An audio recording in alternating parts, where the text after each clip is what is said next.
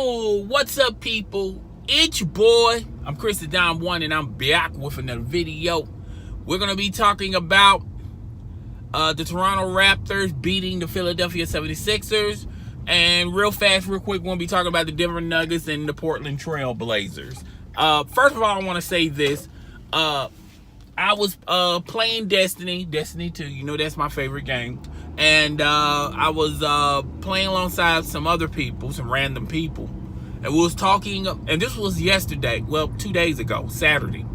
And we was talking about who was going to win between the Philadelphia 76ers versus the Toronto Raptors. And I basically implied that the Toronto Raptors are going to win. Now, the guy, he said he was a huge Philadelphia Eagles fan. He was pulling for the Philadelphia 76ers, okay?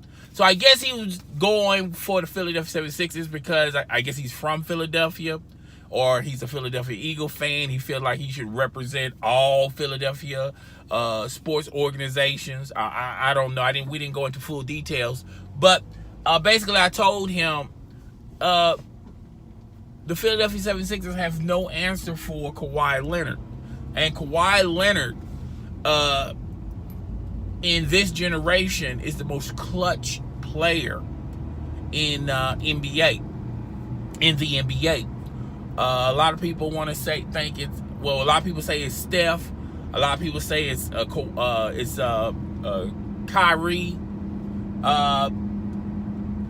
I've been watching Kawhi Leonard, and Kawhi Leonard is the most clutch player. I've seen a lot of games of Kawhi Leonard where he made a lot of big time shots, and he made some big time shots last night. Okay, nothing new to him. All right, so. And two, I felt like the Philadelphia 76ers, even though they got this roster that everybody gloats about, Ben Simmons, Joel Embiid, Jimmy Butler, Tobias, I forgot the other guy. They got him from a trade from the Clippers center. Well, he's mainly a power forward.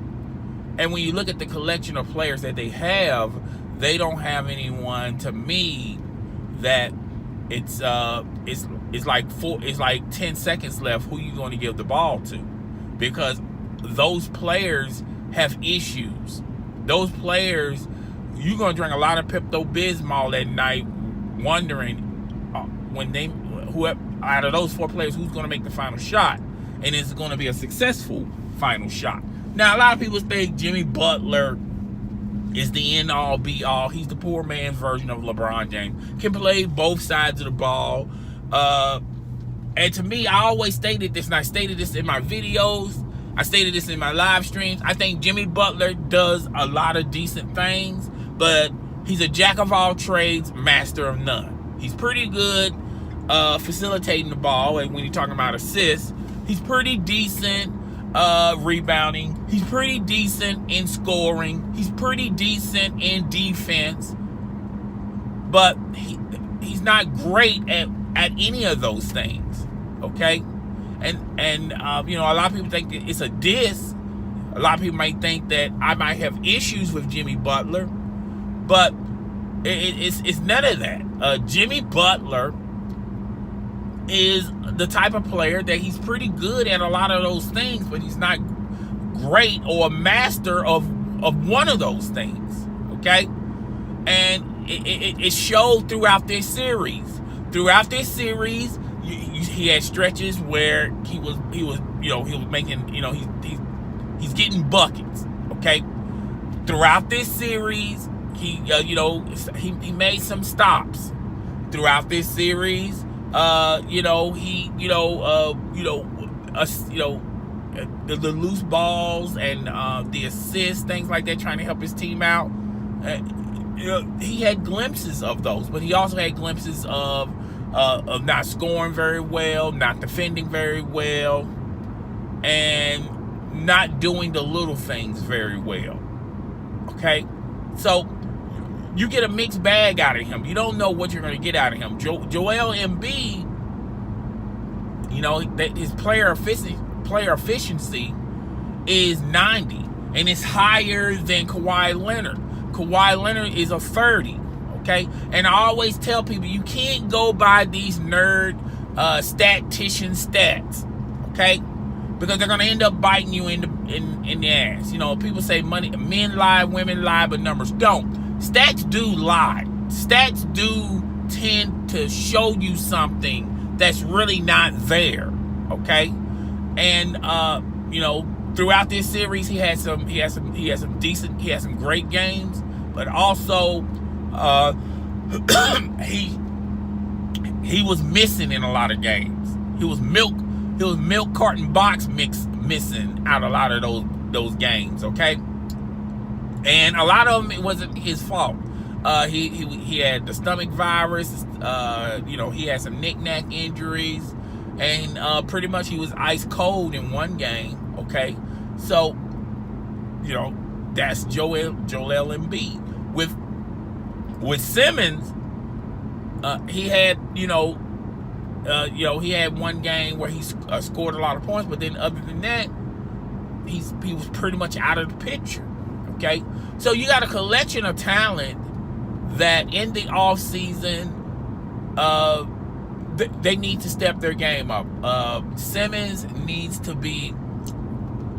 have a mid-range shot, a jumper, and it's got to be consistent. Not something that every 10 shots he can make 2 of them or make 3 of them. He's going to have to make at least 75 to 80% of those shots.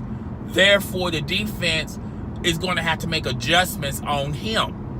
Are you gonna leave him open, or are you gonna put a man on him? Okay, that's Simmons. With Joel Embiid, you know, there's really, I mean, yes, he's got a lot of, you know, he can build on top of what he has, but the one thing he needs to, and to be real and be honest with you, it's not his fault. Is he's always injured. He's always injury prone. Maybe he needs to speak to a nutritionist. Maybe he needs to speak to a doctor, figure out why, you know, he's always injured, because every year he's always injured. Okay, and you know, maybe it's the luck of the draw, maybe it's the way how the dice roll. Okay, Jimmy Butler, he's been in the league for a while. Okay, he's still young, but I think this is the best you're going to get out of Jimmy Butler. Okay, he can't, you know, when you get so old, there's only, you know, you can't go back into the lab and, you know, create new things to your game. I feel like he in the summer, you know, he should, you know, one thing he needs to change his mindset. He needs to realize that he's not the man. He's just, you know, he's just a guy. All right. So mentally, you have to, break it down to yourself that, look, if I'm with the Philadelphia 76ers, I'm not the man. I'm not the second to the man. Okay. You know, you're third. You're fourth. You're fourth on the, you know, when you talk about ranking, he's the third best player on the Philadelphia 76ers. And he can't, to me, when you're used to playing a certain way for so long, you know, it is what it is. You just got to deal with what you have to deal with. Okay. And two, I have concerns about him wanting to stay with the Philadelphia 76ers. That's a possibility. He may walk and go go someplace else. So you really don't know what you're gonna get out of Jimmy Butler. But eventually, Jimmy Butler has to realize he's going to have to either get on or get off the pot, because if he leaves, you know, let's look back at it. He played for the Bulls, okay? He played for the Bulls. He played for the Minnesota Timberwolves. The Philadelphia 76ers, if he leaves and walks to the Philadelphia 76ers, that'll be 4 teams, okay? you're going to have some consistency with yourself. You're going to have to, you're going to have to stick it out and get better with your other teammates, because when you go to another team, you're pretty much starting all over again.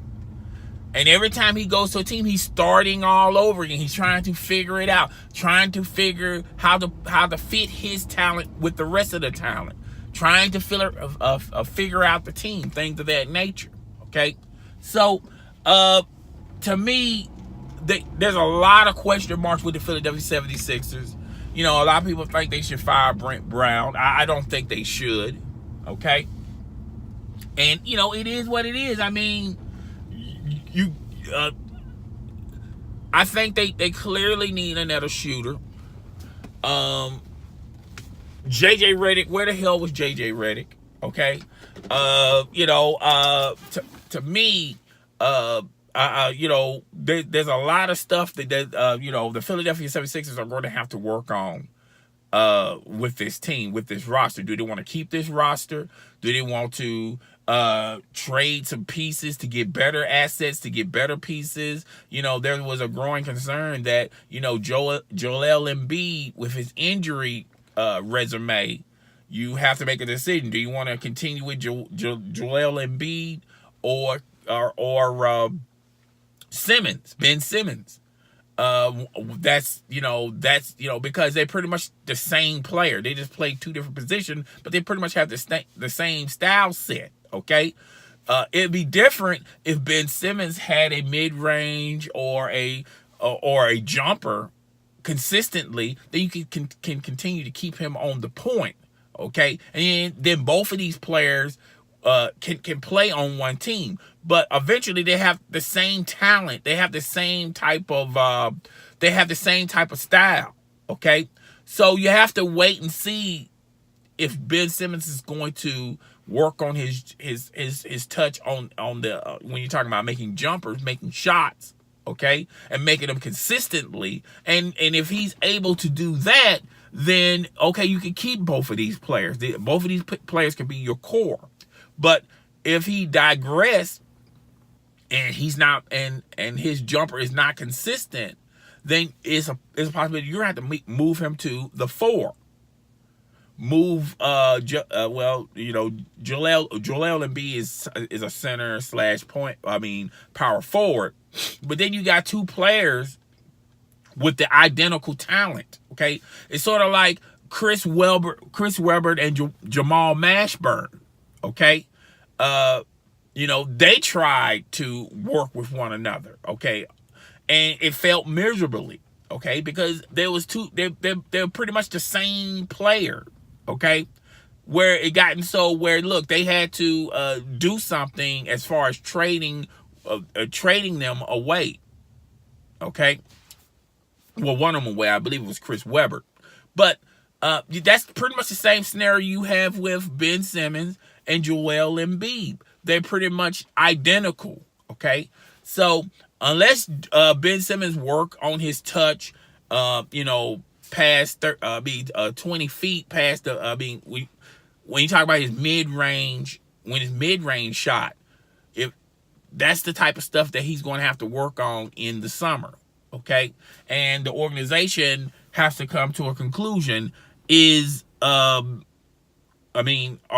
these players compatible? Are these players the same? Can these talents work with one another? So that's I feel like the Philadelphia 76ers have 2 years, have a 2-year window to figure it out. Okay, and it's a possibility that you might have to trade one of them. And if you have to trade one of them, you pretty much have to trade Joel Embiid. He's a little bit older than Ben Simmons, not too much older. And it's sort of the scenario that the Lakers had with Shaq and Kobe. They ultimately made a decision to keep Kobe and let Shaq walk, let him kick rocks. And that's pretty much the direction you have to go with these two players. You give it one more year. I would give it one more year. You never know.